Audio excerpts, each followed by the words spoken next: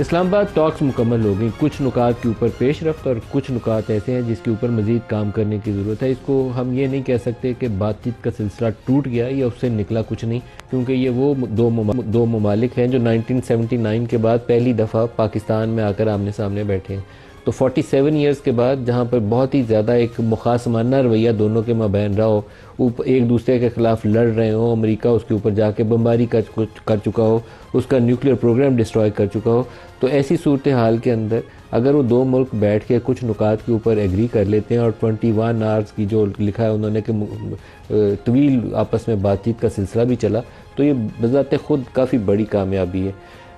इसको आगे चलना चाहिए। उम्मीद यही है कि इसका फ़ेज़ 2 आएगा, जल्दी आएगा, और ये जो राब्ता साजी शुरू हुई है पाकिस्तान की वसातत से, इसके अंदर सऊदी अरेबिया और चीन भी पाकिस्तान को सपोर्ट कर रहे हैं, और टर्की भी पाकिस्तान को सपोर्ट कर रहा है, और इजिप्ट भी पाकिस्तान को सपोर्ट कर रहा है। तो ये सिलसिला आगे चलेगा, यही तवक्को है, ज़्यादा उम्मीद यही है, और दुआ भी यही है कि आगे चले और कामयाबी से हमकिनार हो। दोनों मुल्कों के पास इसके अलावा ऑप्शन भी कोई नहीं है। पाकिस्तान ने किसी की कनपटी पे बंदूक रख के ला के यहाँ नहीं बिठाया, ना अमेरिका ईरान को मुकम्मल तौर पर वाइप आउट कर सकता है। अगर वो इतना तगड़ा और इतना उसके पास वसाइल सब कुछ होने के बावजूद खार्ग आइलैंड या स्ट्रेट ऑफ हॉर्मुज़ को खोल सकता होता, तो 40 रोज़ के अंदर खोल के घुस जाता अंदर। वो नहीं कर सका। अंदर जाना क्या नामुमकिन है? अंदर जाना मुमकिन है, लेकिन अंदर जाके जाने गंवाना वो लाजिम है।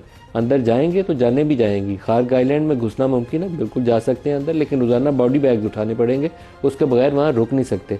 यूक्रेन के पास एक ऐसा ही जजीरा था स्नेक आइलैंड के नाम से, रूस ने कब्जा कर लिया, बाद में छोड़ना पड़ा क्योंकि रोज़ाना बॉडी बैग्स उठाने पड़ते। तो यही सूरत हाल खार्ग आइलैंड की, स्ट्रेट ऑफ हॉर्मुज़ की भी है। 25-30 किलोमीटर है, कहाँ जाके छुप के बैठेंगे? अगर इतने तगड़े जवान होते तो ले जाते अपने शिप्स और अंदर जाके बैरी बेड़ा खड़ा करके वहाँ रुक जाते। नहीं गया अमेरिका ने क्या किया? उसने कहा कि ईरान ने तो बंद की हुई थी, पहले रोज़ कहते थे खोलो खोलो खोलो, नहीं खोलोगे तो छोड़ूंगा नहीं, गाली के भी लफ्ज़ इस्तेमाल किए। अपने इत्तेहादियों को भी कहा कि मेरे साथ था स्ट्रेट ऑफ हॉर्मुज़ को खुलाओ। अब उन्होंने कहा कि अच्छा नहीं खोलते, ना खोलो, मुझे यहाँ से कुछ नहीं चाहिए। उन्होंने स्ट्रेट ऑफ हॉर्मुज़ को ब्लॉकेड कर दिया कि ना यहाँ कोई शिप आएगा ना जाएगा। इसकी इम्प्लीकेशन क्या है? इसकी इम्प्लीकेशन सबसे बड़ी इस वक्त चाइना के लिए है। चाइना खार्ग आइलैंड जो तेल प्रोड्यूस करता है उसका 90% जो है वो जा रहा है चाइना को। और इस तमाम अरसे में 40 रोज़ के दौरान भी जब सब कुछ हो रहा था, हॉर्मुज़ के रास्ते भी बंद थे, ईरानी तेल बदस्तूर चाइना जा रहा था। तो क्या चाइना चुप साधे बैठे रहेगा या मज़ीद सपोर्ट करेगा ईरान को किसी भी शक्ल में, मिसाइल प्रोग्राम की शक्ल में, मज़ीद ड्रोन की शक्ल में, या उन रडार्स की शक्ल में जिन्होंने इंफ्रारेड यूज़ करते हुए F-35 को भी डिटेक्ट कर लिया। F-35 जिसके मतलब अमेरिका को बहुत बड़े बुलंदबांग दावे थे कि ये तो किसी को नज़र भी नहीं आएगा और बमबारी करके हम सब कुछ तबाह करके आ जाएंगे, वो उनका जहाज़ भी तबाह हो गया, F-15 उनके तबाह हो गए, F-16 तबाह हो गए। क्या ईरान इस पोजीशन में है कि मुकम्मल तौर पर अमेरिका को तबाह बर्बाद कर दे? नहीं कर सकता। क्या अमेरिका इस पोजीशन में है? कर सकता होता तो 40 रोज़ में कर देता। अब सिर्फ सूरत हाल ये है कि इसराइल की ज़िद है, इसराइल के अज़ाइम है इस इलाके में, और उसकी खातिर अमेरिका इस जंग के अंदर कूद पड़ा है। अब अमेरिका को फेस सेविंग चाहिए, कोई रास्ता चाहिए। एक तो बहुत बड़ा मसला हॉर्मुज़ का है जो 28 से पहले खुली थी, अब बंद है। अमेरिका उसका हल चाहता है, ईरान अपना कंट्रोल छोड़ना नहीं चाहेगा। उसको ये भी पता है कि हॉर्मुज़ की ताकत कितनी है, इसने पूरी दुनिया को हिला के रख दिया। हॉर्मुज़ के बाद दूसरा बड़ा जो इशू है वो मेरी ज़ाती तजिया कह लें, न्यूक्लियर सारे कह रहे हैं, लेकिन मेरा ख्याल है हिजबुल्ला या लेबनान या सीरिया, ये बहुत बड़े मसाइल हैं जिसका हल चाहता है ईरान, उसके बगैर किसी एग्रीमेंट पे आएगा नहीं। और तीसरा बड़ा इशू न्यूक्लियर वाला है जिसके स्टॉक पाइल्स का कौन बंदा रखवाला होगा, IAEA होगी या कोई दोस्त मुल्क होगा। रूस की तरफ से भी ये खबर चल रही है कि रूस ने कहा है कि वो संभालने में मदद कर सकते हैं, हो सकता है वो। और इसी तरह enrichment level civil nuclear use के हवाले से 3-4% है या 12-14% है, उसके ऊपर कैप करना पड़ेगा। उससे ज़्यादा एटमी हथियार बनाने की अमेरिका इजाज़त नहीं देगा। और शायद ईरान इसके ऊपर रजामंद भी हो जाए। अगर उसके ऊपर सैंक्शंस ख़त्म हो जाती हैं, उसके जो फ्रोज़न एसेट्स हैं वो अनफ्रीज़ कर दिए जाते हैं, तो ईरान इस चीज़ों से दस्तबरदार भी हो सकता है। ये ओवरऑल कॉन्टेक्स्ट है। कभी इम्कान यही है कि ये अगला मरहला जल्द आना चाहिए। अगर दोनों तरफ गुड सेंसेस, गुड ब्रेन काम कर रहे हैं तो जल्दी अगला मरहला आना चाहिए। अगर क्रेज़ी अप्रोच हो, क्रेज़ी माइंडसेट हो, जो बाज़ औक़ात ट्रंप की सोशल मीडिया पोस्ट से नज़र आता है। अभी मैं आपको एक तस्वीर दिखाने लगा हूँ, ये भी ट्रंप साहब की सोशल मीडिया पे पोस्ट हुई है। इसकी मैं वजाहत नहीं करूँगा, तस्वीर देख के आप इसको खुद अंडरस्टैंड कर सकते हैं। अगर इस तरह का माइंडसेट होगा तो फिर बाज़ औक़ात हल मुश्किल हो जाते हैं। लेकिन अगर कॉमन सेंस यूज़ करेंगे, दोनों फ्री, ईरान भी और अमेरिका भी, दोनों को ज़रूरत है इस वक्त एक अरेंजमेंट की, तो दोनों को आना चाहिए, दोबारा इस्लामाबाद में आके बैठना चाहिए। अगर गारंटर्स चाहिए इस इलाके से, आज भी ईरानी फॉरेन मिनिस्टर की सऊदी फॉरेन मिनिस्टर से भी बात हुई और आई एम श्योर इसमें पाकिस्तान ने बहुत बड़ा एक रोल अदा किया है बैक चैनल में सऊदीज़ और ईरानियों का रब्ता कराने में। तो सऊदीज़ को भी इंगेज कर लें, चाइना के साथ पाकिस्तान ने बात की है, चाइना को ला के बिठाएं, चाइना को इंगेज कर लें एंड गो हेड, आगे चलें और किसी बातचीत को नतीजा खेज बनाएं। ये जो ट्रंप साहब ने हॉर्मुज़ बंद करने का फैसला किया है, ये एक नई जंग का आगाज़ होने वाला फेज़ 2 है उसका, या बातचीत का सिलसिला आप सोचते हैं कि आगे चलेगा अभी? देखिए, बातचीत का सिलसिला मेरी नज़र में आगे चलेगा।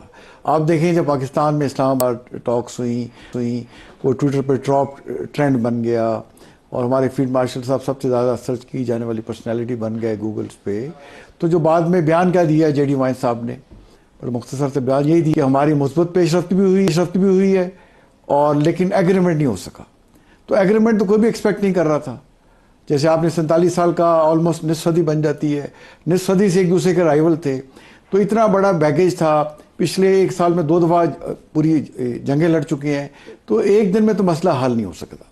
बट इशारे मुस्बत मिले कि मुस्बत चीज़ों पे बातचीत हुई है, हम एक दूसरे की बातचीत की डिमांड्स को समझा है, लेकिन एग्रीमेंट नहीं हो सका। और साथ जेडी वाइंस ने कहा ये ज़्यादा नुकसानदेह है ईरान के लिए। बाद में जब ईरान के, और उसने साथ ये भी कहा कि अब बॉल ईरान के कोर्ट में है, उसने हमारी डिमांड्स पे जवाब देना है। और उस पर उनके मोहम्मद बाकिर कालीबाफ साहब ने कहा कि नहीं, जो बॉल है वो अमेरिका के कोर्ट में है। तो हम ये समझ रहे थे कि भाई दोनों अपने डोमेस्टिक ऑडियंस को ये एड्रेस कर रहे हैं। और फिर ट्रम्प ने ट्वीट क्या की कि दोनों डेलीगेशंस के मेंबरान, उनके जो हेड्स कर रहे थे, एक बड़ी अच्छी बातचीत हुई है और एक कॉर्डियलिटी का माहौल उसमें क्रिएट हुआ है। और साथ अगले दिन ही उन्होंने ये पूरा सिलसिला चेंज कर दिया, जैसे उनकी पास ट्रैक रहा है कि आज कुछ कह के शाम या कल कुछ भी कह सकते हैं। भाई अगर आपने जो आपके स्टेटेड ऑब्जेक्टिव थे उसमें ये ऑब्जेक्टिव शामिल था कि स्टेट ऑफ हुर्मुज़ जो है वो खुला रहेगा, हम खुलवाएंगे। पहले आपने वहाँ इब्राहिम लिंकन को लेकर आए, फिर आप जरार्ड फोर्ड को वेनेजुएला से लेकर आए और बाद में दोनों के पीछे ले गए। और ये भी रिपोर्ट्स हुई कि हिट हुए हैं और रिपेयर एंड रिफिटमेंट के लिए पीछे जा रहे हैं। भाई ईरान जंग लड़ रहा है अपने होम ग्राउंड पे और उनका लाइफ एट स्टेक है। उनके जो है रहनुमा आयतुल्लाह खमनई साहब वो शहादत दे चुके हैं। उसका मुल्क अगर सबराज शहीद हो जाता है, जान कुर्बान कर देता है, दर्जनों लीडर कुर्बान हो जाते हैं और नई क़यादत आ जाती है और फिर आगे भी आने को तैयार है, और वो आपके साथ डट के खड़े हो गए। और इस्लामाबाद टॉक्स जो आप करने आए तो वो इसलिए आए ना कि आप अपने ऑब्जेक्टिव अचीव नहीं कर सके। और इस्लामाबाद टॉक्स के बाद जेडी वाइस साहब ने भी बड़ी अच्छी बातचीत की, नबीतुल अंदाज में मुस्बत इशारे दिए, ट्रम्प साहब ने भी दिए। 24 घंटों में क्या हो गया कि आप कह रहे हैं ब्लॉकेट लगा लेंगे। भाई वहाँ चाइना, जैसे आपने कहा इंट्रो में, चाइना का तेल वहाँ से चल रहा है, आ जा रहा है, बाकी भी शिपिंग वहाँ पे हो जा रही है। तो मेरा नहीं ख्याल कि ईरान ये अमेरिका अनाउंस तो कर सकता है, प्रैक्टिकली ब्लॉकेट नहीं कर सकेगा।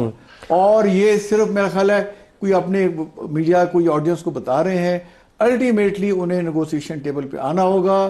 और मैं देख रहा हूँ कि इंशाल्लाह इस्लामाबाद में इस्लामाबाद टॉक्स 2 होंगी इंशाल्लाह। और हमारे साथ सिर्फ हम खुद बात नहीं कर रहे, जैसे आपने कहा सऊदी अरेबिया की अंडरस्टैंडिंग है, इजिप्ट की है, तुर्किया की है, चाइना की है। तो ओवरऑल इंशाल्लाह मेरा ख्याल है बेटर सेंस विल प्रिवेल। ये एडमिरल फैसल शाह साहब आप कोई नई ट्वीट देखें ट्रम्प साहब से।